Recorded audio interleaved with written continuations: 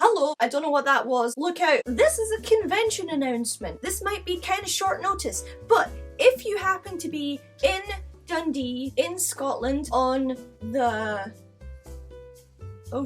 If you happen to be in Dundee, in Scotland on Saturday the 20th of April, that is when DEE CON is, and my friend Paula, plugging her in, has a table in Bonner Hall. And she will be selling her art, canvases, and many amazing things, including these. You might have seen this kind of thing on Instagram. It's like Pokemon cards that she has taken, that she has copies of, and painted them into little portraits, so they are super adorable. And she will be selling them at her stall. Please find us in Bonner Hall. Come and get some. But your girl is also going to be there, also selling some tasty sweet merch. Do you like affordable, accessorizable, really cute stuff? Me too, which is why I made a whole bunch of them. So basically I was thinking, people don't really spend a lot of money at conventions. What can I make that people might buy? And I thought, what would I buy if I was at a convention? If I only had a little bit of money, it was in cash form, what would I probably spend it on? And the answer I came up with was cute keychains. So yes, I have made several cute pom-pommy, sparkly, bowy keychains that you can stick on your bag, on your keys, whatever. Some are shaped like bows, some are shaped like big ass pom-poms. They are made of the same material that I make my plushies out of. Silk ribbon, Mary Lamb's wool, really hard to get a hold of. I will also be selling this sweet bunny there as well. He is one of a kind, all totally handmade. I might also have some really cute artwork. I finally finished designing my, like, I don't know, avatar, character, mascot type creature that I love. She is a space unicorn. Don't steal her, she belongs to me. And I'm gonna get a hold of an illustrator, maybe one of my friends, to finally finish my logo, because my new intro will be ready soon. So yeah, I might have business cards and I might have art prints. We'll see. But for sure, definitely those. So please, come along, find us in Bonner Hall, in Dundee, for DEE CON, and maybe pick yourself up some cute Pokemon art and or some cute fuzzy keychains and plushy things. If you're looking for me when I'm in the convention, you won't be able to miss me, because I'm going to be in full Lolita wearing this very, very pink, angelic pretty jewelry snow one piece. So just look out for the huge walking pink marshmallow and you'll find me. Alright, let's go on to the video.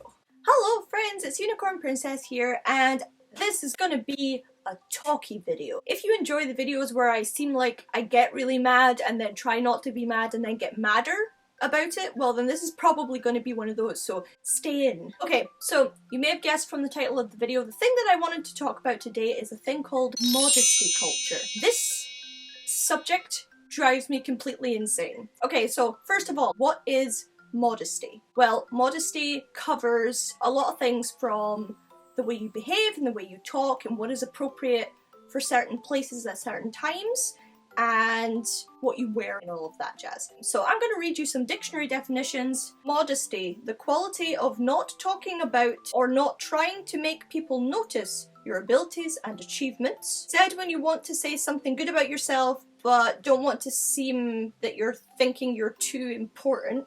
Correct or socially acceptable behaviour and clothes representing traditional culture and values. The quality in women of dressing or behaving in a way that is intended to avoid attracting sexual interest. All of those things are accurate. They're accurately represented in how society acts and feels and talks about modesty. Here's what I think. Modesty culture is bullshit. Here in Scotland, modesty seems to be an important thing. Still very important. The idea of acting and dressing and talking in a specific way that doesn't draw very much attention to yourself, where you kind of downplay your achievements or just don't talk about them at all. You dress in a way that's not eye-catching because you don't want to seem like you're trying to grab attention. Dressing modestly would suggest that you are not showing very much skin, wearing your bottoms and your tops to cover up most of your sexual areas, and probably that the cut and style and colours are quite toned down so as not to be too eye-catching. You're probably thinking, unicorn, what is the problem with modesty culture? I don't see what's so bad about dressing appropriately and not talking about yourself like you're the greatest thing on the planet and going, look at me, I'm so wonderful. Okay, sure. All of those things are fine. Here's a few issues. First of all, modesty culture lies to us about a whole bunch of things. It suggests that men should not look at women. They have a responsibility to not look at women. And more than that, women have a responsibility to not be looked at, which is just ridiculous. Men and women are going to look at each other. We generally are drawn to each other one way or another because we're people, and people kind of like looking at other people. Regardless of gender, I look at women all of the time. I am also attracted to women, but they're just magical to look at. You know, the girls in town here are colourful and they're students and they have cool hair and they wear cool clothes. I find myself staring at them all the time, and I often go up to strangers and ask where they got clothes and bags and stuff because I think they look awesome, and I've done it with guys as well. If you look great to someone, they're probably going to look at you, and that does not make them a monster, and it doesn't make you a monster either. It is rude to stare, and I hate when people like open mouth. Like, come on, have some decency and don't open mouth gawk at people. If you want to tell somebody that they look cool or that they're wearing something cool or whatever, I also don't see an issue with that. And I think that people need to calm down with the, you know, don't talk to me or it's sexual harassment.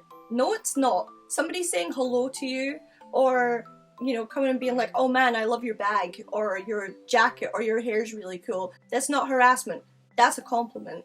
If they start following you and pestering you and saying, haha, you should give me your number, then fair enough, that's an issue. But no, before that, there's no issue with that. As for the whole gendered thing, like a woman is responsible for making sure that she's not drawing too much attention to herself and that she dresses modestly. I can't believe I feel the need to explain this, but this is pretty much the she got raped because she was wearing a miniskirt argument. This kind of modesty culture puts the blame for bad actions on the victim because they were so appealing that they made somebody lose control, I guess, is what we're going with. Like, hey, this girl was in the club and she was wearing a tiny dress. I could see all of her legs. I could basically see her underwear. She was gorgeous. And I just went over and started touching her. No, that's bad. And people will argue that because she was showing a lot of skin, that means that she wants to be touched. Wrong!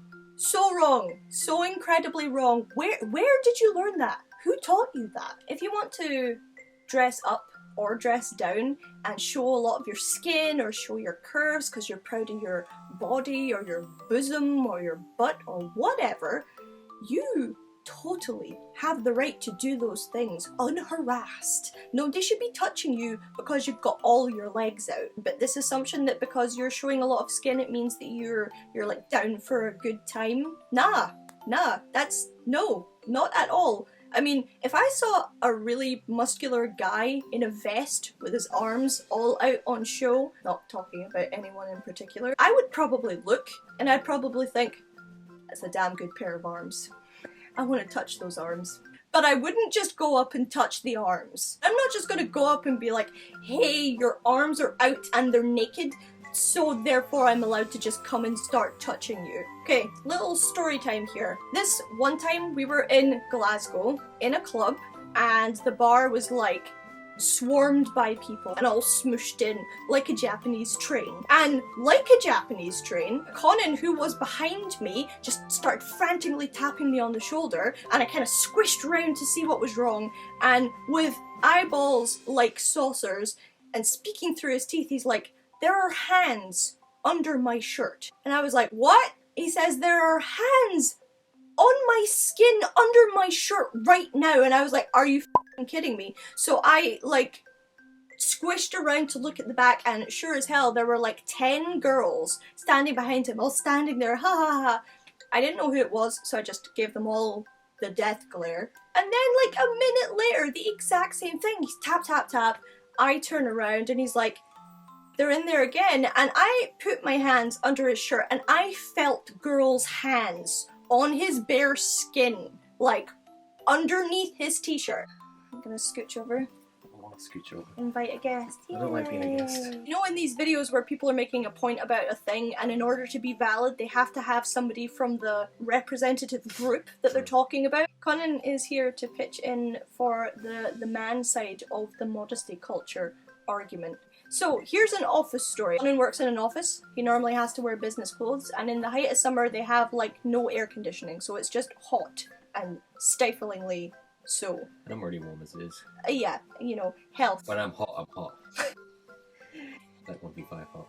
So you would imagine that to avoid like health and safety complaints or whatever, you'd be allowed to dress cooler. I wore a tank top in, and I got told I couldn't wear that by a woman who was wearing a tank top. And then 3 or 4 other women around the office wearing summer dresses and tank tops, but I'm not allowed to wear one because it's inappropriate. So why is it inappropriate for you to wear a strappy top? They didn't give me a reason, they just said it was inappropriate. Did you ask why the girls were allowed to wear strappy tops? I did, and they just said it's office wear. Get stuffed.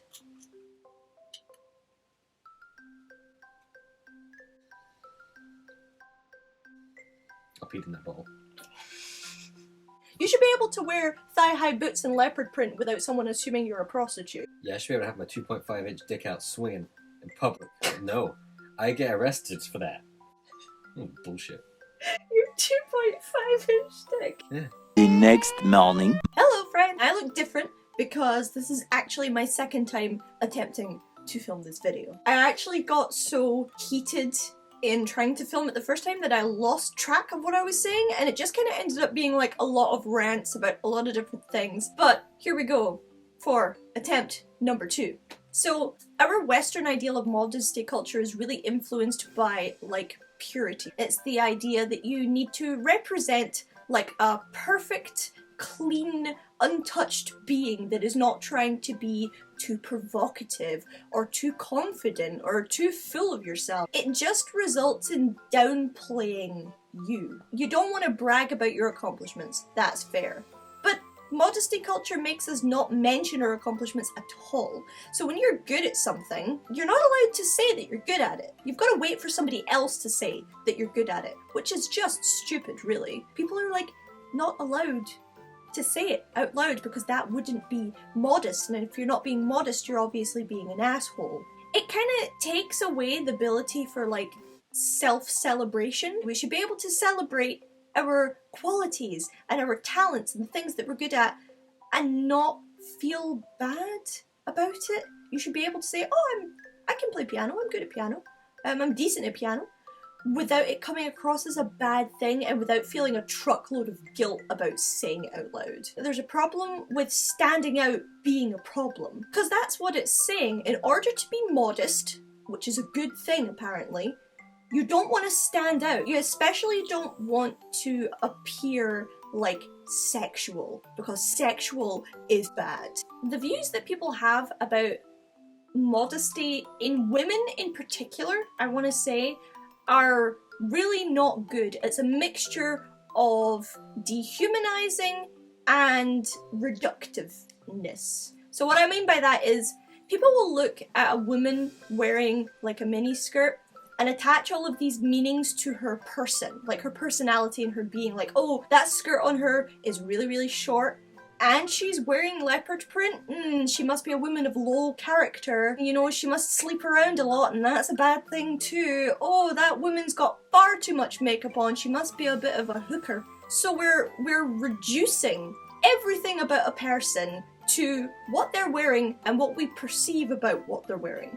It's the same line of thinking that had people looking at goths and being like, oh, they obviously worship the devil. You know, they're wearing a lot of black, they got a lot of symbols that I don't recognize on their shirts, And all those spikes and stuff that, yeah, definitely Marilyn Manson. Devil worship.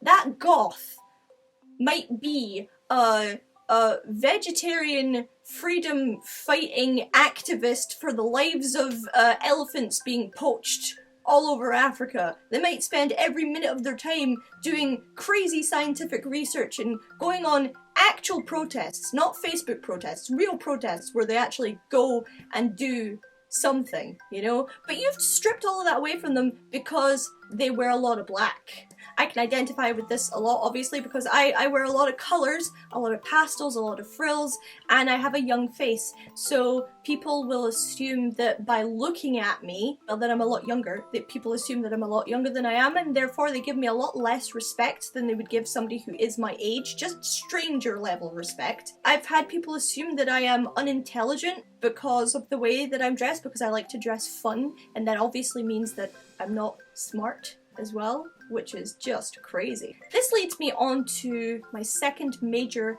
category of why modesty culture is bull, and that is that it shifts the blame. The same line of thinking that assumes that a woman is a slut because of the way she's dressed also says if she was raped, she must have been asking for it because she was dressed provocatively. It's been happening in Britain for a while, where schools are systematically banning tight-fitting clothes, leggings, short skirts, tight shirts, because not only are they distracting for the boys in the class, but they're also distracting the teachers. Ew. Like, that is a huge problem. The fact that they can openly say grown-ass adult men are distracted or embarrassed because these teenagers, kids, are wearing clothes that are too revealing or too tight. They're children. If you're getting bashful as a grown man looking at underage girls, that is a problem. That is a problem for you, not a problem for them. It's bad on both sides because it makes men seem like animals. Like they have no control over their actions or their hormones or their feelings. As soon as they see bare skin, everything just goes out the window and they turn into a rabid dog. Which is obviously not even remotely true. Not even a tiny bit. Or else every male everywhere on the planet would be raping everything that moves 24/7. It also suggests that the girls in this situation are just like sexual objects, that any amount of their natural body on show is tantalizing and like seductive just because it's there. And if they do anything to show that off or emphasize it, they're asking to be harassed or attacked because the men simply cannot help themselves. It's an absolute double standard. It only works that way. It only says, oh girls, you gotta cover up your curves and your skin because the boys are gonna get distracted, male teachers too, and that's no good for our learning environment. You realize that girls are sexual beings as well, right? You get that a chest on a woman might be appealing to a man. It's also appealing to other women. Where does your LGBT stuff figure into this whole equation? Do you not think that girls like to look at other girls? Let's flip this totally round. When girls look at boys, if you happen to be into boys, we are equally attracted to them by their curves and their shapes and their tight-fitting clothes and their chests. It's as much a problem for us as it would be for them. But nobody's telling the boys to stop wearing tight-fitting shirts and skinny jeans. Men are savages. They're just drooling animals who can't control themselves, and the minute they see a bit of flesh, they're gonna attack you. And that women are temptresses. That we exist to draw you off of your path of righteousness. So that kind of also suggests that the way that women dress and exist is specifically done to attract the attention of men. I feel the need to insert Lolita stuff here. Lolita fashion is for, I guess, the female gaze. It's not intended to attract men.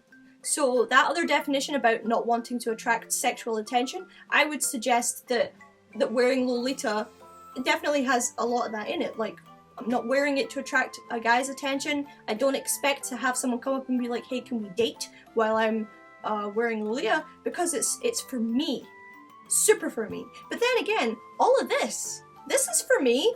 This is because I want to dress this way because this makes me happy. It is definitely not about attracting the attention of a man or a woman or anybody. I guess this leads me on to like my last segment, which is about the young people and the kids and where they fit into modesty culture. So I was talking about the school thing earlier, and a lot of the teachers have said that they distract from the learning environment. Do you not think the best thing to do in a situation where boys are distracted by girls in class is to teach the boys how to manage their feelings, not to remove the distraction? What we should really be doing is socializing our young people with the opposite sex frequently and with their natural form so that they are not shocked and stunned by it. And there you go, normal human interactions. If you are like my gran and you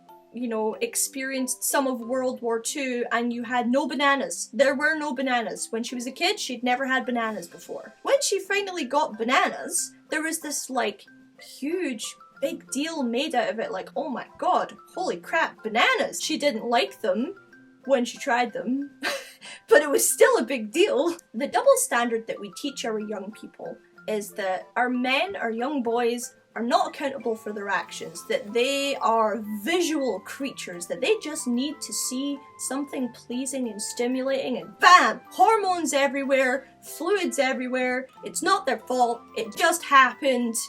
What a shame. And on the other hand, it teaches our girls and our young women to be afraid of their bodies.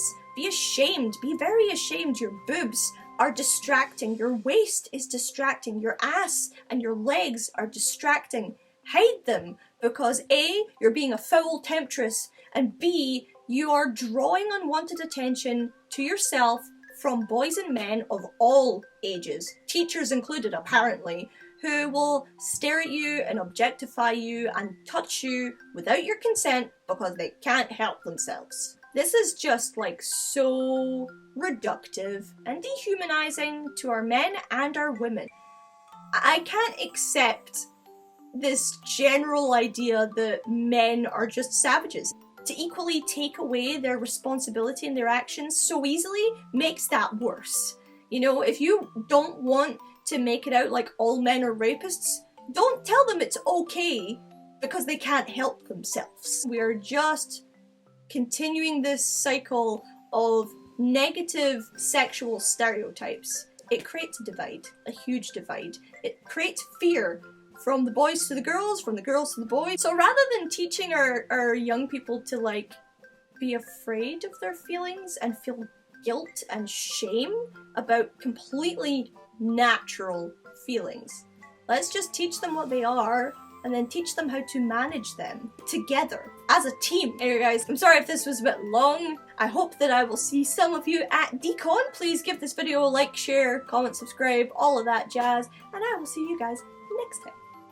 Love.